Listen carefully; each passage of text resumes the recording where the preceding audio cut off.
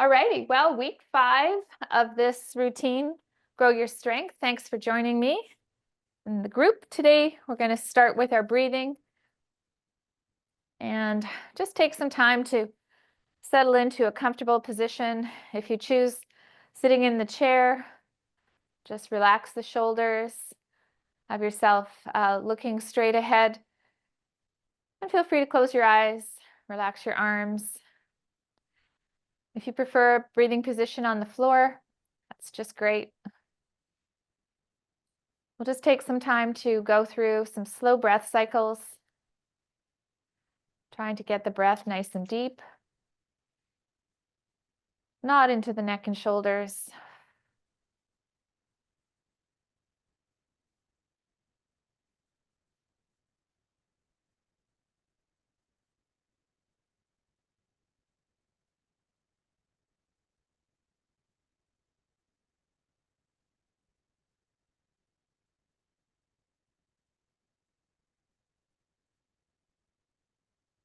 Try to lengthen your exhales,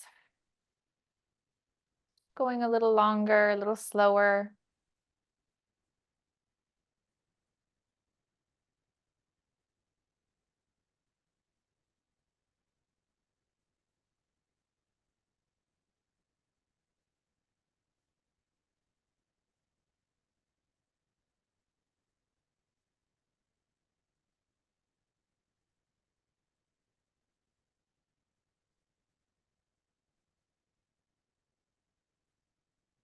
After your next breath cycle, we'll come to standing, and we're going to start with some weight shifts through the feet.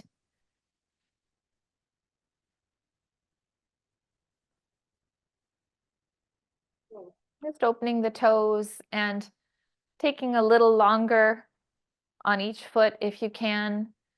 Need some light balance support, that's a-okay. Just try not to over rely on that. Just have your hand close by or fingertip touch. You can start to kick your foot back just a little bit. I feel like spring is sprung and it's time to, I don't know, grow some more strength, do some spring cleaning, and maybe improve a few things that I know I could improve upon nutritionally, like eating more beans. Okay, let's do this. Let's work the ankle. So point and flex, 3 to 5 full range of motion, and then we'll switch feet. You can use this as a balance or hang on to something so you can really get into your ankle, switching every time. Personally, I made chili this week, which I haven't done in a long time, so I can say truthfully that I've eaten more beans this week. There you go. And then switching for your ankle inversion and eversion.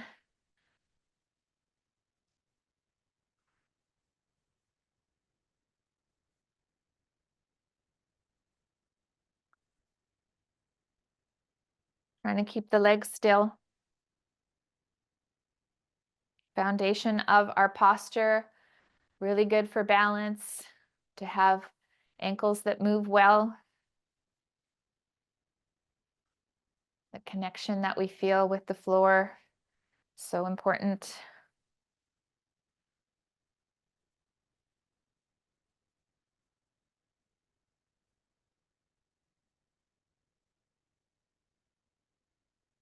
Let's take it into 5 body weight squats and 5 hinges.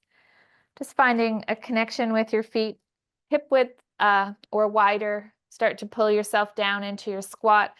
If you want to coordinate the breath with this, I suggest breathing in as you pull yourself down, breathing out as you stand back up.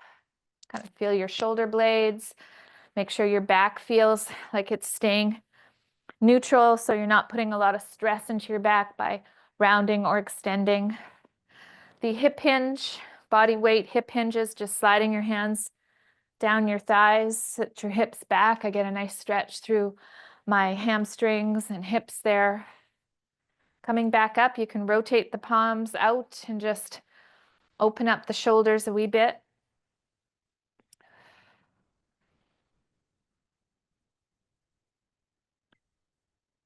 Five and 5, and then we'll take it into some balance reaches.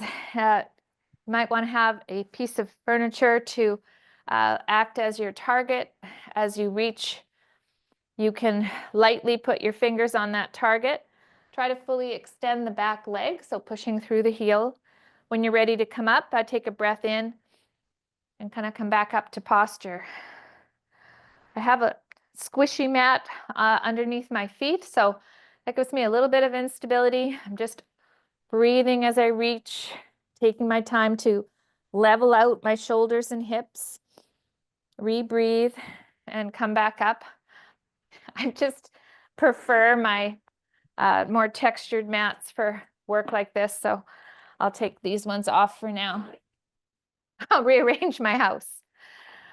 Okay, so about 3 balance reaches per side. And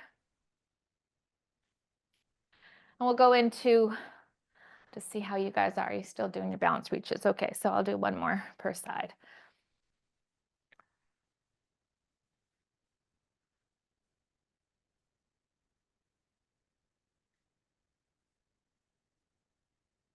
Staggering the stance, 1 foot in front of the other.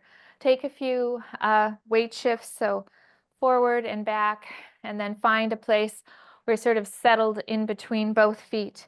Cross the arms over your chest, and we'll start to rotate gently from the hips up. So if I had a belt buckle facing the wall in front of me, I'd be rotating from the belt buckle up. If you find this unstable, take your feet a little wider, but still keep them staggered, okay? After you've done a few rotations, see if you can now add the neck by turning and looking behind you. Whoops, I think I forgot about my belt buckle there, but just see if you can get some movement through your upper back, shoulder blade area and into your neck.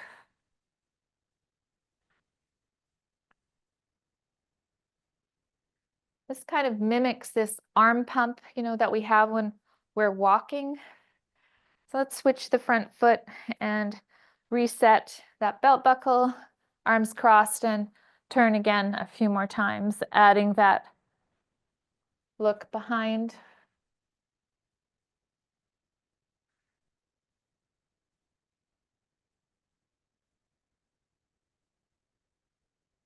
Here's the reciprocal action of the arms. With the feet side by side now, let's take one arm across and work on our shoulder mobility, sort of tracing where you can go with your shoulder arm circle, but without leaning back or to the side or jamming up into the neck. You're just taking some time to slowly trace this movement.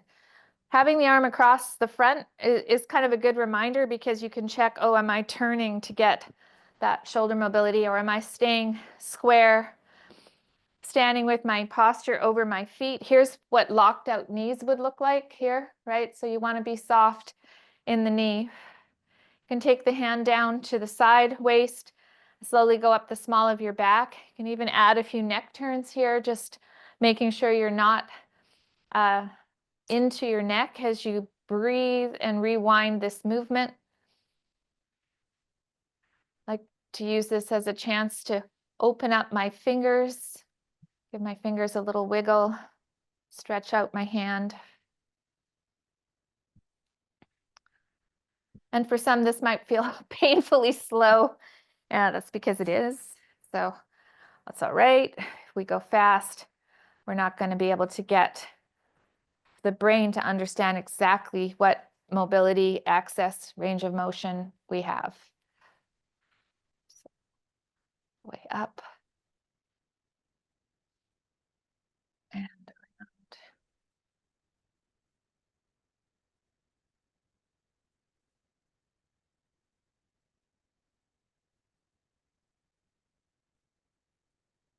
Side, small of the back, a little neck check, slow rewind.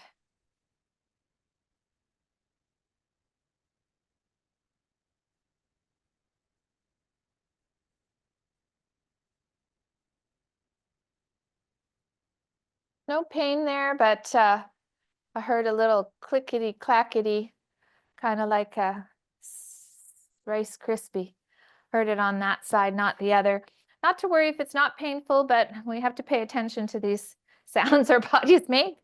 More on that later. I've got a little research study on pain and training that I thought was interesting and worth a share. Let's do 1 minute of squats. So if you want to grab a light weight and do a minute of squats, that would be great.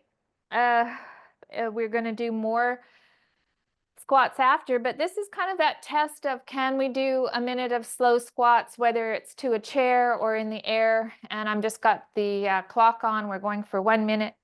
If you want to take the weights, you could take them to the shoulders or in front and just pull yourself down into the depth that you can control. Don't worry about how deep it is.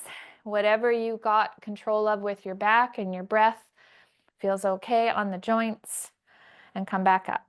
Okay, changing the width of your feet, sometimes wider with the toes turned out, creates more space that you can pull yourself down into.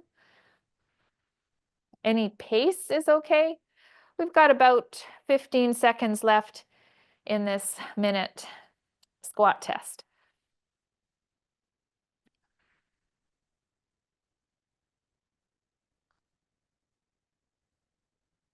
Finishing off your last few reps in the last 5 seconds, we'll put the weights down and go into some extension reaches. This one, feet are hip width or wider. We're going to take our hands back and then slowly reach for the roof. If you feel comfortable, lift the heels. Try to get a little work through your feet. You could do this close to a wall or a piece of furniture so that you had something to hang on to if you felt unstable.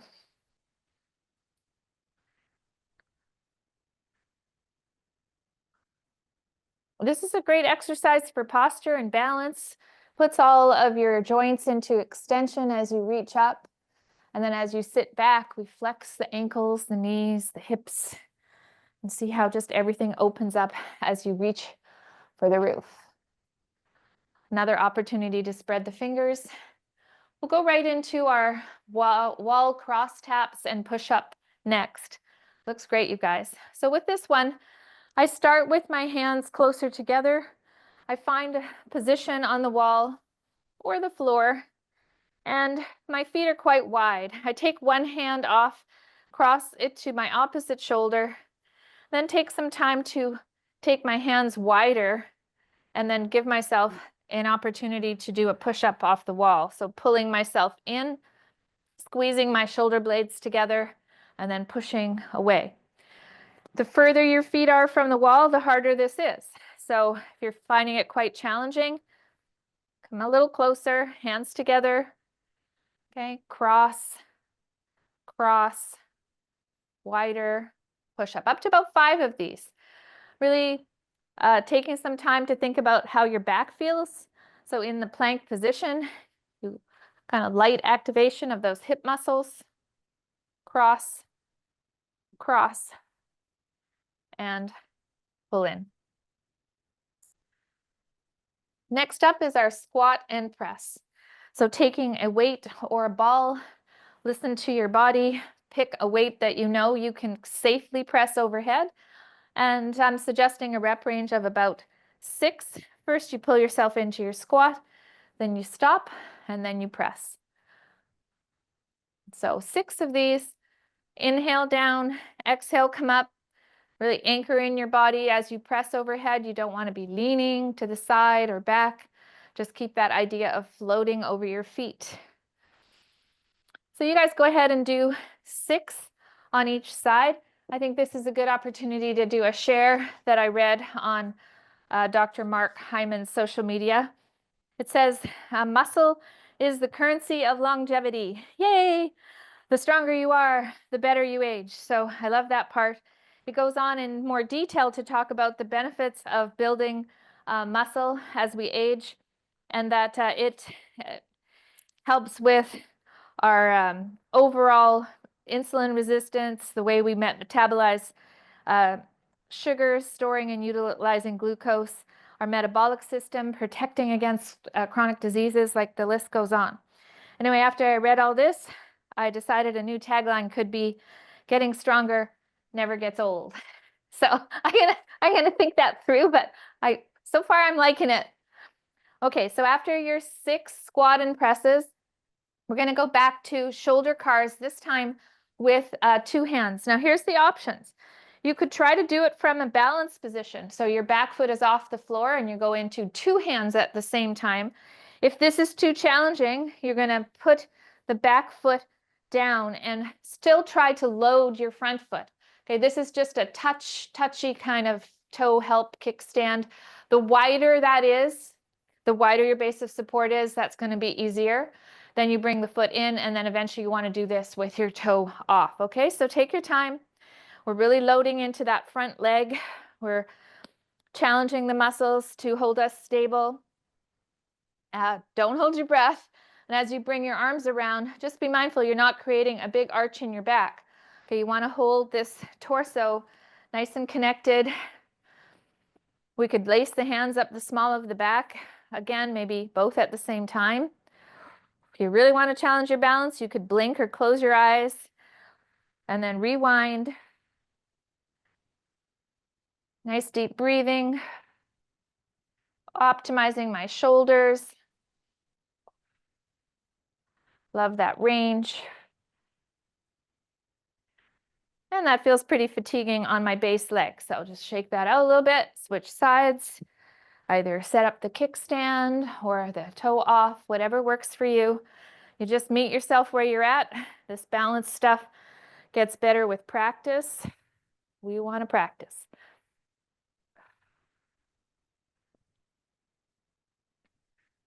Opening it up. Testing our patience to go slow.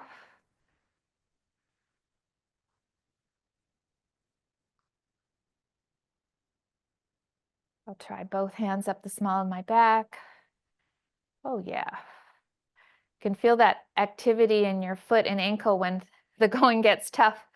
There's a little bit more shaking, finding the balance, bringing that around.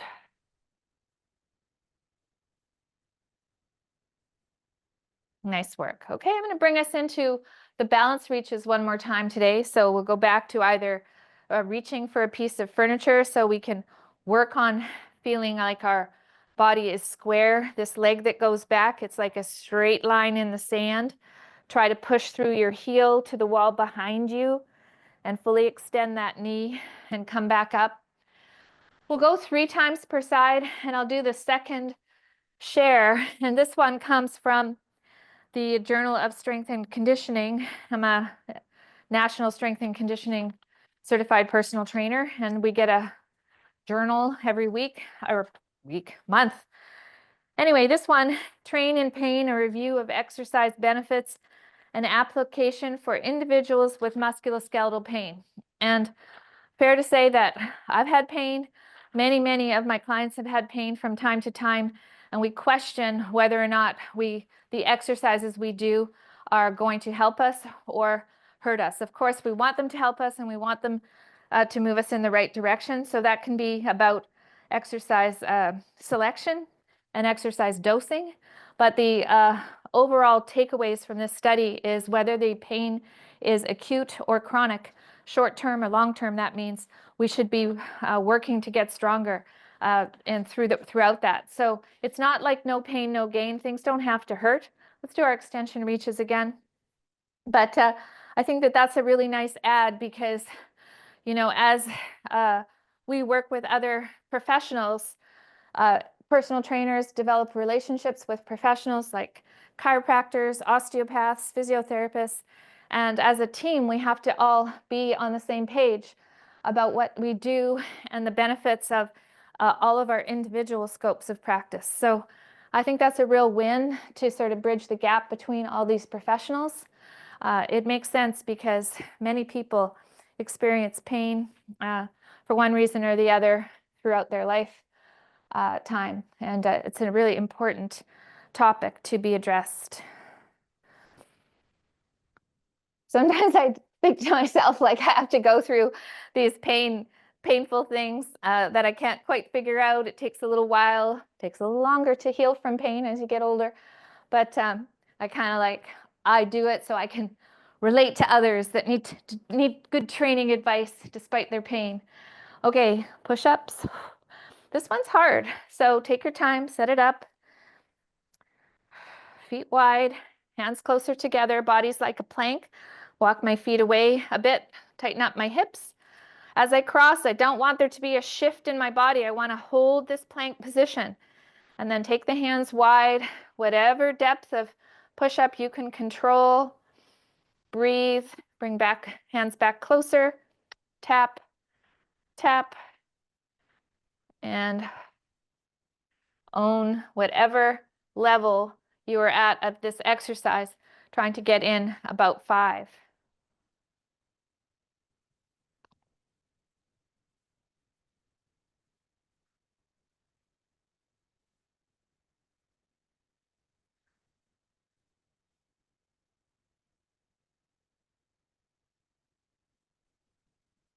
Love what I'm seeing. That looks great. Okay, so now we're back to our second set of our squat and press. This time I'll do it. And just pulling myself down into a squat that feels comfortable, pressing overhead, not just letting the shoulder collapse into this. I'm actually actively pulling down. Get into a little rhythm with this. I'm suggesting 6 reps, modify as you need to.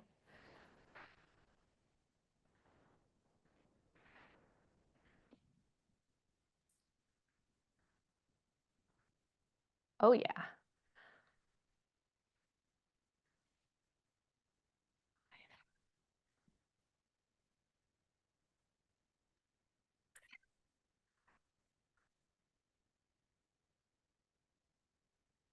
Side.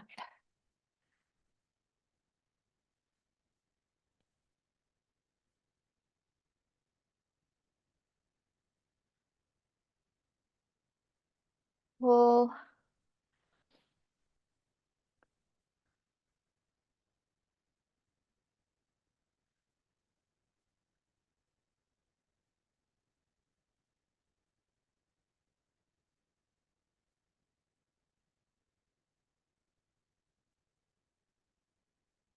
There's a full set, 6 and 6. Okay, I'm going to take us into reverse lunge. Now, you could load your reverse lunge. We'll start with just the reverse lunge, which means for 6 step backs, you get control of your toe, you drop the back knee a little or a lot, and then you come back to standing. You can do this body weight or loaded. If you're feeling a little unsteady, probably want to put the weights down, hang on to something, step back, test the waters, see how that feels. You want to step back nice and straight. Take your time. Stay connected with the front foot and really use those back toes to your advantage. They get a nice opportunity to bend as you lower, and then you can push off back to standing.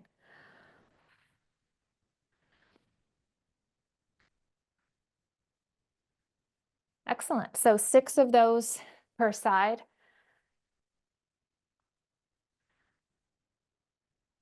I'm going to pair that with the band pull. Take your time, finish your reps. Don't let me rush you. And with the band pull, I'm going to do 6 pulls on the diagonal. I've got a fairly long distance between my hands because I just want to be able to open up with my palms up and not feel like I'm jacking into my neck or putting any torque on my elbows or wrists. So I'm going to do 6 with the left arm up and then 6 with the right arm up. The angle can be slightly different every time though. You can go a little higher or a little lower through your diagonal. I'm also feeling my shoulder blades work. So if it feels too hard, more slack.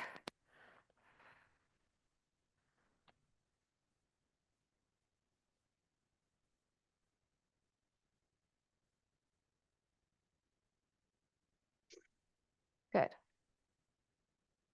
I'm going to take us right back to our lunges today, again with load. And one of the things, regarding strength training, right, that never gets old, is the amount of load or resistance you're adding to your body. If you don't feel like you're ready for weights, or the weights you're using are kind of around your max, that's fine. Don't feel like you have to keep going up, up, up. You can also go slower. So here's a look at a very nice, slow movement. This is more time under tension. Stepping back, dropping down with that inhale, coming back up to your posture, taking advantage of the slow speed is a way of kind of like making weights. Maybe these are the heaviest that you have in your home environment. That was another thing that I actually liked from Dr. Hyman's. Oh, I got to say it now that you finished those reps, but it was great because it sounds self-serving, but you don't need a gym or fancy equipment. Strength training can be done at home. Hooray! Okay, so after you finished your reps there, we'll go back to the band pull, and I'm going to give an option to continue with the lunge on the diagonal. So my right hand is up, right? And I'm going to keep my right leg stationary. So as I step back, I can open, and this just becomes a bit more dynamic, a little bit more what I would call brain gym. Check that the tension's right. Up, step back. Here we go. And up to 6 of these. Good.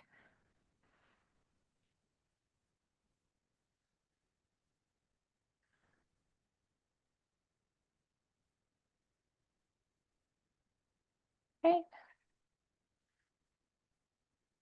Left arm up, left foot forward. Just taking my time. A little bit more motor control. I'm asking a lot. This dynamic movement. Don't worry if it's not perfect. It's just practice. If that feels like it's too much for you, just take the lunge out of it and do the band pull. Okay, moving on. Knees and squeeze.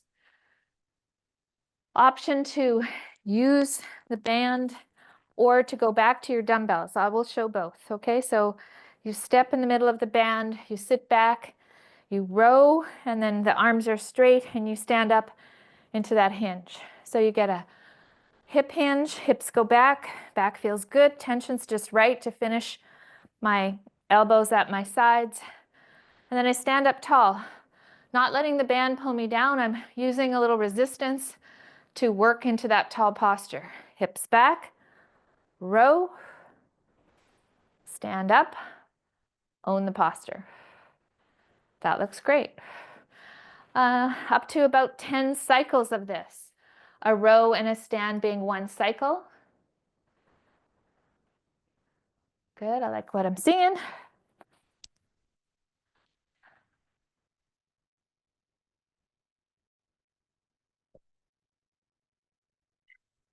If you don't have a band that works for that, this would be the option. Row, stand, row, stand.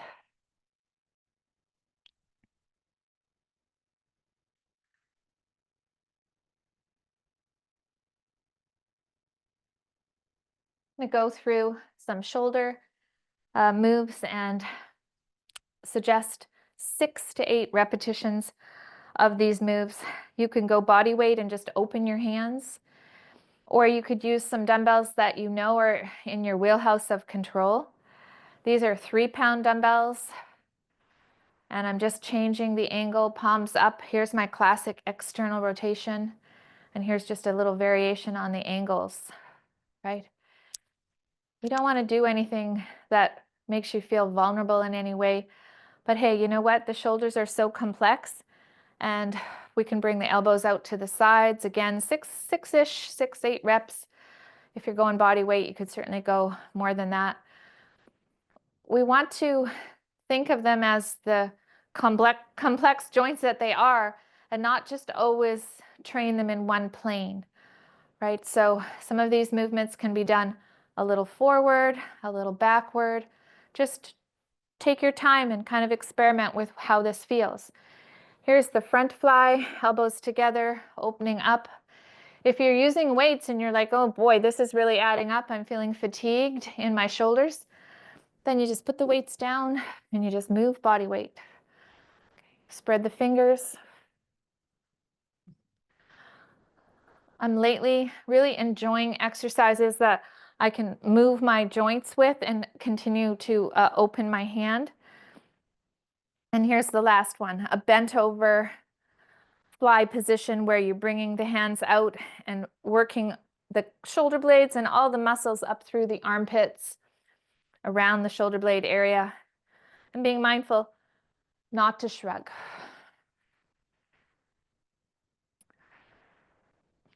There's a lot of research and correlation about grip strength and longevity, which I do believe is true.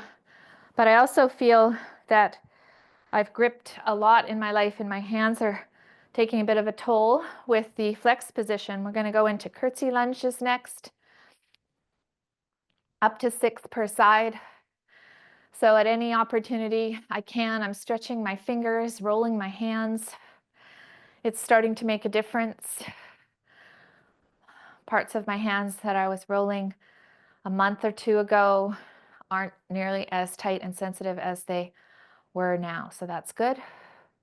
With the curtsy lunge, I like to take a breath in as I come down and then work both the down face and the up face. I exhale as I come back up. Depending on how this feels for you, you could just tap the toe. You don't necessarily have to anchor it and go down into the depth that I'm demonstrating. Whatever works for you.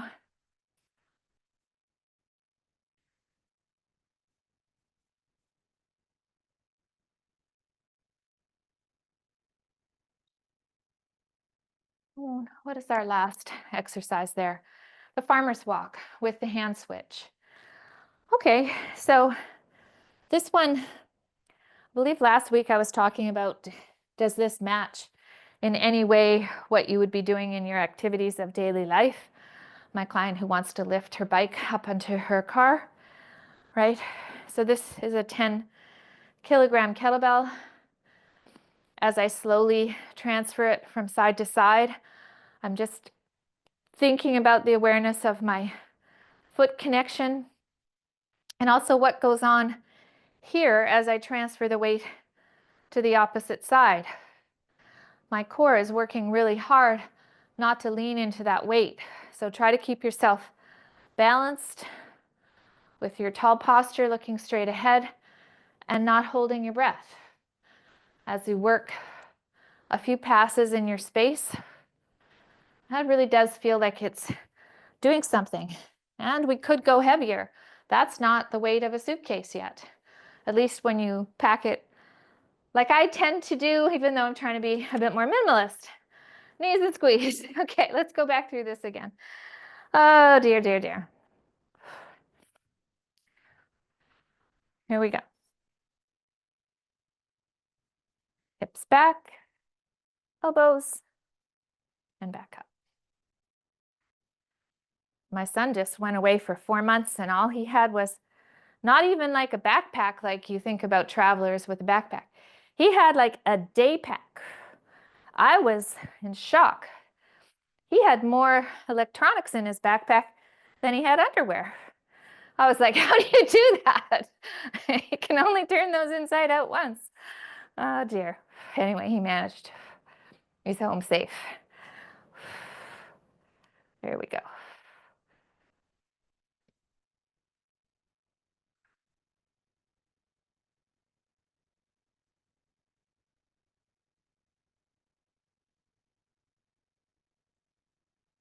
Such a good feeling of strength through the backside of our posture there.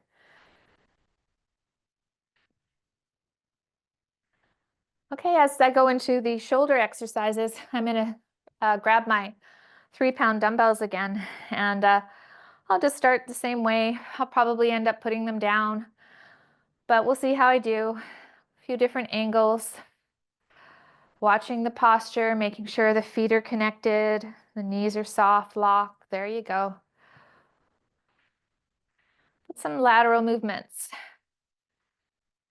Maybe elbows a little further back. How does that feel? Or a little further forward.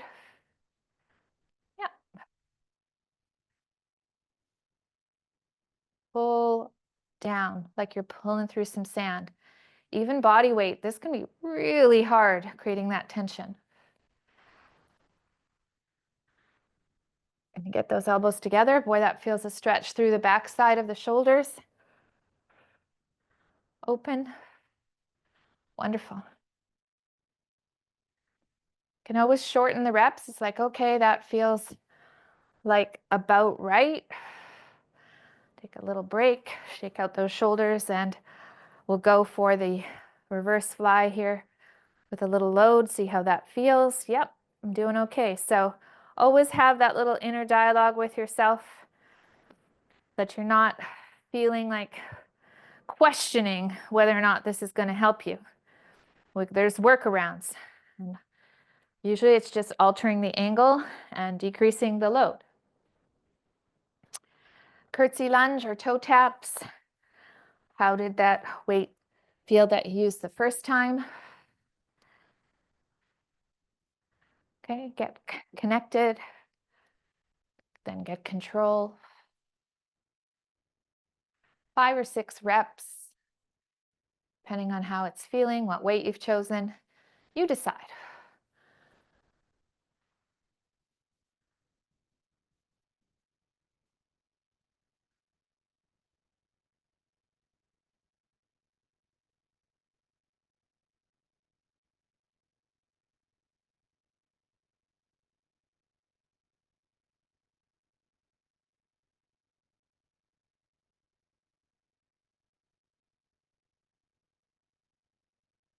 And into our farmer's carry.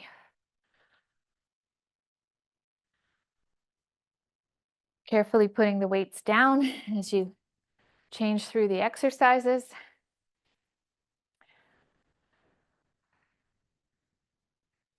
Picking up, tall posture. Going slow enough that you can kind of like open your toes a little bit. I had a strength student ask me, she noticed that I was wearing bare feet in these classes, and I feel like if you train at home in bare feet and it feels okay after, then that's good. But if you know you have foot issues and you have arches that aren't as strong as they used to be, it's probably a good idea to have a little shoe support. But hey, you know, like you develop more of the smaller muscles in your feet with barefoot training, and you know, I'm all about the wide open toes and the connection to the floor. So you want to maybe try some of the classes with bare feet and then modify based on how that feels. It's a huge topic, you know, the shoes and how much support and all of that. If you know the get up, please show me that now. So we'll do a get up on each side. And here's for those that are in this class, particularly because it's hard to get up and down from the floor, you're going to stack some pillows, some foams, and make it easy for yourself. You could have 1 or 2 chairs, and you're going to start to work in a split stance.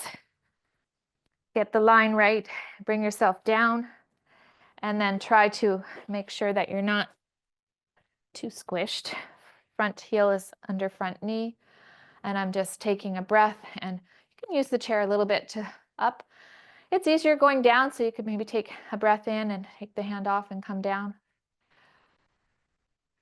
Right, really working on not coming up with the shoulders. When we do the get up, the arm is overhead, and we see a lot of this, like shrug and then up.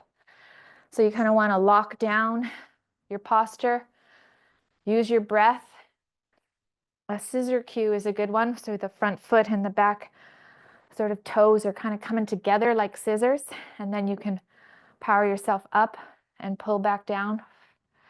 These are really good things to work on to improve not only the get up, but your ability to get up and down from the floor. So you want to practice this move. Pertaining to this class, I run this program just for one more week, and then I'll be going back to more of a floor-based core program. We'll probably work on the get up from the ground up. And if this class is the only one that works for you, I just suggest you go back and do more of the standing class until you're ready to join a class. I'm going to do a floor one, I'm sure. Pardon me, a standing one, I'm sure, in the future. But I've got lots of ideas of more things to share. And so I hope that if you like this class, you'll share it with someone who you think can benefit from it. I'm going to run through a get up with some cues because I see a couple of people doing the get up, and I think it's always nice to do the get up slow enough that you can hear my cues. So we'll finish with that today. Lying on your back, adjusting the posture through the torso and the neck so I don't have a big curve in my back. I make a light fist with the same arm that's up as the knee that's bent. This leg and arm are out on an angle, sort of like a snow angel. When you're ready, I just take a breath in and do an easy roll to my elbow. I'm pushing through this heel, trying not to let that leg wander in too much. Come up to my hand, and I need to pull the hand in a smidge and make sure I'm not shrugged, so I can take the load between my foot and my hand and pop my knee through. Sitting into the hips, take a breath and come up to your half kneeling. Now this looks like what I demonstrated a minute ago with the chair. I've tucked my back toe, take a breath, I'm anchored in my shoulders, and I come up strong. You always step back with the leg that's opposite to the hand in the air. So you step back, get control of those toes, try to control the lower so you have a soft knee to land. Then you open up the front foot. I take a breath and I'm just tipping down to the hand of my down knee. I change my gaze to my overhead hand, and I'm just slowly reversing. Yes, thank you. The steps back to the floor. I was also retreating to the floor, but reversing is what I think my brain wanted to say first.